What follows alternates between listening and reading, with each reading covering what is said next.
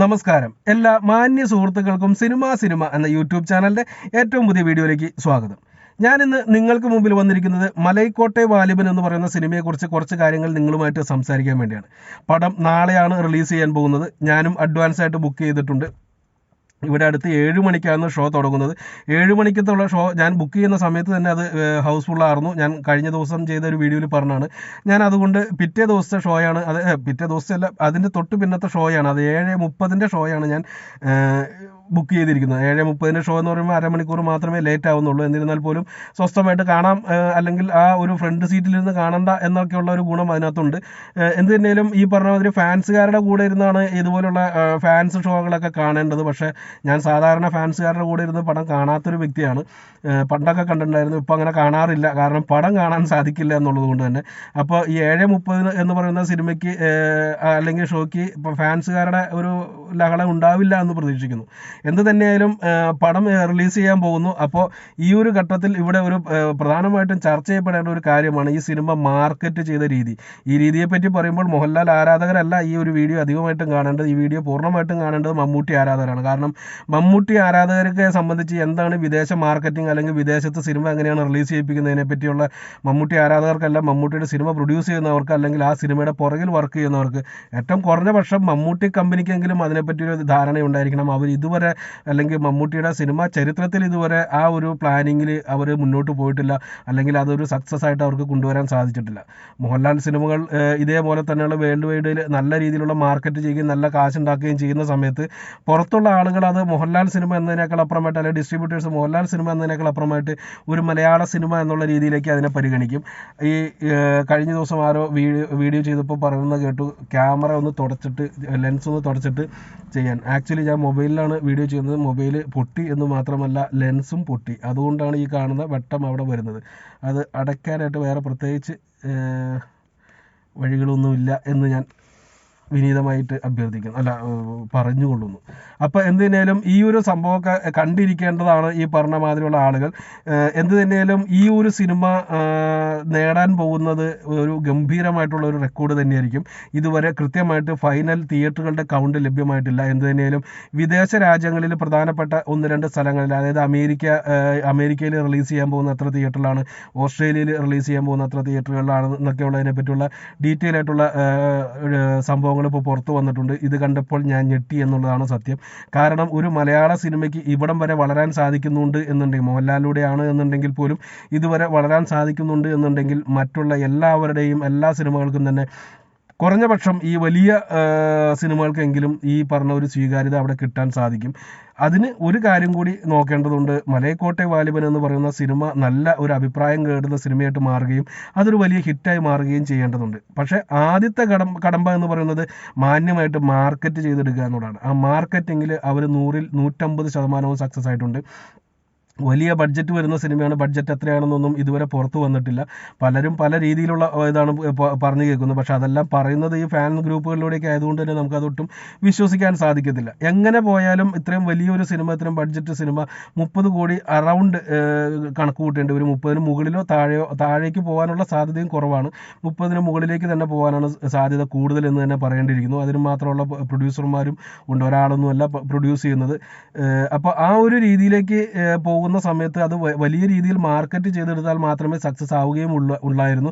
അതിന് കേരളത്തിൽ മാത്രം മാർക്കറ്റ് ചെയ്തിട്ടും കാര്യമില്ല. മോഹൻലാലിൻ്റെ സിനിമ, ലിജോ ജോസ് പല്ലിശ്ശേരി സിനിമ കേരളത്തിൽ വലിയൊരു തരംഗമാവണമെന്നുണ്ടെങ്കിൽ ആ സിനിമയ്ക്ക് ഒരു അത്യാവശ്യം ബേസിക് ആയിട്ടുള്ള ഒരു പ്രൊമോഷനും കൊടുത്ത് നല്ലൊരു ട്രെയിലറും ഇട്ട് കഴിഞ്ഞിട്ടുണ്ടെങ്കിൽ സംഭവം ഒക്കെയാണ്. ഇവിടെ ട്രെയിലറിൻ്റെ കാര്യത്തിൽ ഒരു തെറ്റും പറയാനില്ല, അല്ലെങ്കിൽ ബാക്കിയുള്ള കാര്യങ്ങളിലൊന്നും തെറ്റു പറയാനില്ല.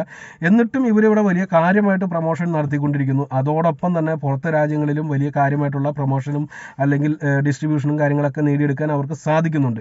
അമേരിക്കയിൽ മാത്രം 130 തിയേറ്ററുകളുടെ ലിസ്റ്റാണ് ഇപ്പോൾ പുറത്തു വന്നിരിക്കുന്നത്. അമേരിക്കയിൽ മാത്രം 130 തിയേറ്ററുകളുടെ ലിസ്റ്റ് എന്ന് പറയുമ്പോൾ ശരാശരി ഒരു ടിക്കറ്റിൻ്റെ ചാർജ് നമ്മൾ നോക്കുകയാണെങ്കിൽ 850-1000 രൂപയോളം വരും ഒരു ടിക്കറ്റിന് അവിടെ ചാർജ് വരുന്നത്. അത് വച്ചിട്ട് 130 തിയേറ്ററുകളിലെ ചാർട്ട് നിങ്ങൾ കണക്ക് കൂട്ടി നോക്കുക. ഒരു ദിവസം ഒരു ഷോ വീതം ഓടിയാൽ പോലും 130 ഷോ ആ സിനിമയ്ക്ക് അവിടെ കിട്ടുകയാണ്. എത്ര കോടിയിലേക്ക് അത് എത്തുമെന്നുള്ളതെന്ന് ആലോചിച്ച് നോക്ക്. എനിക്ക് ഉറപ്പ് പറയാൻ സാധിക്കും, ഈ സിനിമ ഒരു ഭയങ്കര പോസിറ്റീവായിട്ടുള്ള റെസ്പോൺസ് കിട്ടുകയാണെന്നുണ്ടെങ്കിൽ മലയാള സിനിമ അമേരിക്കയിൽ നേടിയ സകലമാന റെക്കോർഡുകളും ഈ ഒരൊറ്റ ചിത്രം കൊണ്ട് ഇത് തകർത്തെടുക്കും.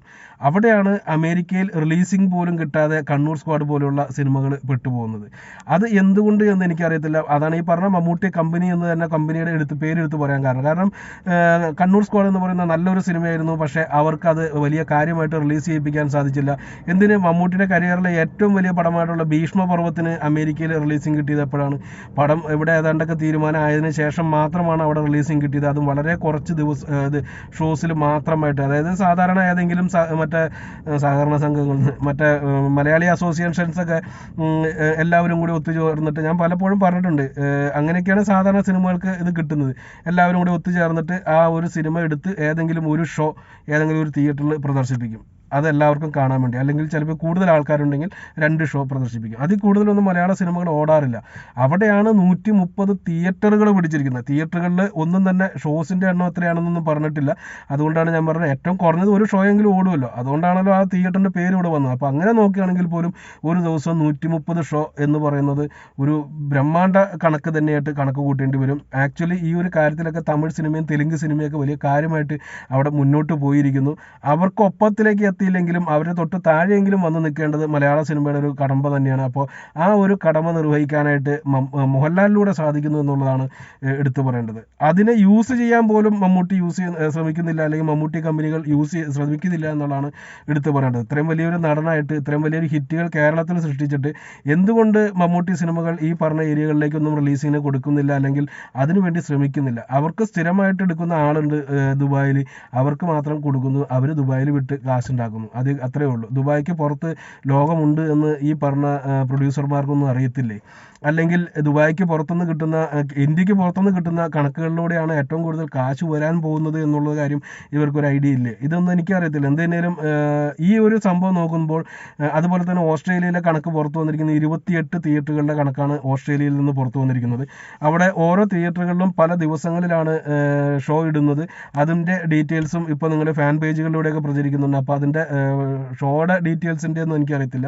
28 തിയേറ്ററുകളിൽ പടം റിലീസ് ചെയ്യുന്നുണ്ട് എന്നുള്ളൊരു കാര്യം കിട്ടിയിട്ടുണ്ട്. ന്യൂസിലൻഡിലും ഉണ്ടാവും, ഓസ്ട്രേലിയയിൽ മാത്രമല്ല. ഇതിൻ്റെ രണ്ടിൻ്റെയും വിതരണം എടുക്കുന്നത് ഒരാൾ തന്നെയാണ് സാധാരണ. അപ്പോൾ ന്യൂസിലൻഡിലും ഉണ്ടാവും. പക്ഷേ ന്യൂസിലൻഡിൽ ഇവിടെ 28 ഉണ്ടെന്നുണ്ടെങ്കിൽ അവിടെ ഒരു 12-15 ഒക്കെ ഉണ്ടാവാറുള്ളൂ എന്നുള്ളത് മാത്രമാണ് നോർമലി ഉള്ള ഒരു സംഭവം. ഓസ്ട്രേലിയയിൽ ഒരു വലിയ ഒരു കണക്ക് എന്ന് പറയാൻ സാധിക്കത്തില്ല. അമേരിക്കയിൽ കിട്ടിയ പോലെ ഈ ഒരു റെക്കോർഡ് റിലീസിംഗ് ഒന്നും പറയാൻ പറ്റത്തില്ല. പക്ഷേ ഓസ്ട്രേലിയയിൽ നോർമലി കാണാറുള്ളത് 16-18 തിയേറ്ററുകളൊക്കെയാണ്. ഏകദേശം അതിൻ്റെ പകുതിയോളം തിയേറ്ററുകൾ ന്യൂസിലൻഡിലും. മൊത്തം രണ്ടും കൂടിയും കൂട്ടിയിട്ട് മാക്സിമം 28 വരാറുള്ളൂ. അവിടെയാണ് ഓസ്ട്രേലിയയിൽ മാത്രം 28 തിയേറ്ററുകളിൽ റിലീസ് എന്ന് പറയുന്നത്. അത് ഈ പറഞ്ഞ മാതിരി തന്നെ മലയാളി സംഘടനകൾ എടുത്തുകൊണ്ട് റിലീസ് ചെയ്യിപ്പിക്കുന്നതല്ല എന്നുള്ളത് 28 തിയേറ്ററുകളുടെ ലിസ്റ്റ് കാണുമ്പോൾ തന്നെ അറിയാൻ സാധിക്കും. മാത്രവുമല്ല അവിടെയൊക്കെ പല ദിവസങ്ങളിലായിട്ടാണ് റിലീസ് എന്നും കൂടി അറിയാൻ സാധിക്കുന്നുണ്ട്. അപ്പോൾ എന്തിനേലും അതിൻ്റെ ഡീറ്റെയിൽസ് ഒന്നും അറിയത്തില്ല. റിലീസ് ചെയ്യുന്നുണ്ട് എന്നുള്ളതാണ് എടുത്തു പറയേണ്ടത്.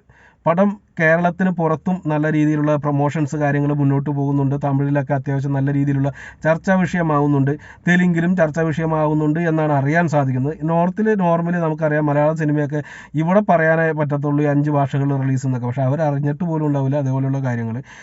റിലീസ് ചെയ്ത് വലിയ പോസിറ്റീവ് കിട്ടുകയാണ് എന്നുണ്ടെങ്കിൽ തീർച്ചയായിട്ടും അവരും അറിയും. എന്തിനേലും നോർത്ത് ഇന്ത്യൻ ഗ്രാമങ്ങളിലൂടെ കഥ പറഞ്ഞു പോകുന്ന സിനിമയായതുകൊണ്ട് തന്നെ അവിടെ കൂടി നല്ല പ്രൊമോഷൻ കിട്ടുകയാണ് എന്നുണ്ടെങ്കിൽ മലയാളത്തിലെ അടുത്ത ഒരു ഇൻഡസ്ട്രി ഹിറ്റ് തന്നെ ഞാൻ പ്രതീക്ഷിക്കുന്നു. തീർച്ചയായിട്ടും മോഹൻലാലിലൂടെ തന്നെ അത് തിരിച്ച് വാങ്ങുമെന്ന് തന്നെയാണ് നമ്മൾ നേരത്തെ 2018 ഇറങ്ങിയപ്പോൾ ഇൻഡസ്ട്രി ഹിറ്റ് ആയപ്പോഴും പറഞ്ഞത്. കാരണം മലൈക്കോട്ടെ വാലിബൻ എന്ന് പറയുന്ന സിനിമ തന്നെയായിരുന്നു അന്നും മനസ്സിലുണ്ടായിരുന്നത്. പക്ഷേ അന്ന് പ്രതീക്ഷിച്ചതിനേക്കാൾ കൂടുതൽ വലിയ പ്രൊമോഷൻ വർക്കുകൾ ഇപ്പോൾ നടന്നുകൊണ്ടിരിക്കുന്നു. എന്ത് തന്നെയായാലും ഡീഗ്രേഡിങ്ങും പുറകെ ഒട്ടും കുറവില്ലാതെ നടന്നുകൊണ്ടിരിക്കുന്നു. ആര് വിജയിക്കും? ഡീഗ്രേഡേഴ്സ് വിജയിക്കുമോ അതോ പ്രൊമോട്ടർമാർ വിജയിക്കുമോ എന്നുള്ളത് കണ്ടു തന്നെ അറിയാം. നിങ്ങളുടെ കമൻറ്റുകൾ, വലിയ വിലയേറിയ കമൻറ്റുകളും തെറികളും ബാക്കിയുള്ള വിളികളും ഒക്കെ താഴെ പ്രതീക്ഷിക്കുന്നു. നന്ദി, നമസ്കാരം.